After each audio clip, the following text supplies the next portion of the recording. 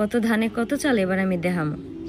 জেলের ভাত আছে না, খাস নাই তো জেলের ভাত মনে জীবনও, এবার জেলের ভাত খাওয়াইয়া এরপর দিস কয়ডারে জেলে বড়ি, এবার খালি দেখ।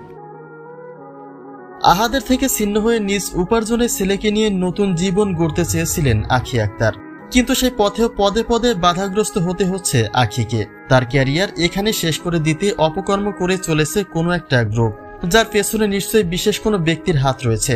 এর আগেও কয়েকবার সাবধান করেছিলেন আখি আক্তার, কিন্তু তার সেই কথায় ভ্যালু না দিয়ে তাকে ডোবানোর চেষ্টা চলমান রয়েছে, যারই ভিত্তিতে এবার আইনের সহায়তা নিতে বাধ্য হয়েছেন আখি। তিনি এটা নিশ্চিত করেছেন যে তার পেছনে লেগে থাকা ব্যক্তিদের জেলের ভাত খাওয়াবেন তিনি। কিন্তু মূল প্রশ্ন হলো, তার ক্যারিয়ার ডোবাতে চাওয়া সেই বিশেষ ব্যক্তি আসলে কে, আহাদ তিশা নাকি অন্য কেউ? তা জানতে সম্পূর্ণ ভিডিওটি দেখে সঙ্গেই থাকুন। আখি আক্তার তার ব্যক্তিগত পেজে আয়েশার সাথে কাটানো খুনসুটির মুহূর্তগুলি প্রকাশ করে থাকেন।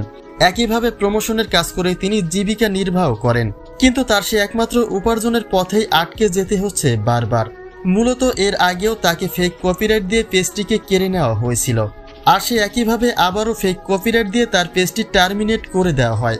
যদিও তিনি পর্যাপ্ত তথ্য প্রদান করে পেজটিকে ফিরে পেয়েছেন, কিন্তু তিনি এতদিন বিষয়টিকে সহজভাবে নিলেও এবার আর তা করেননি।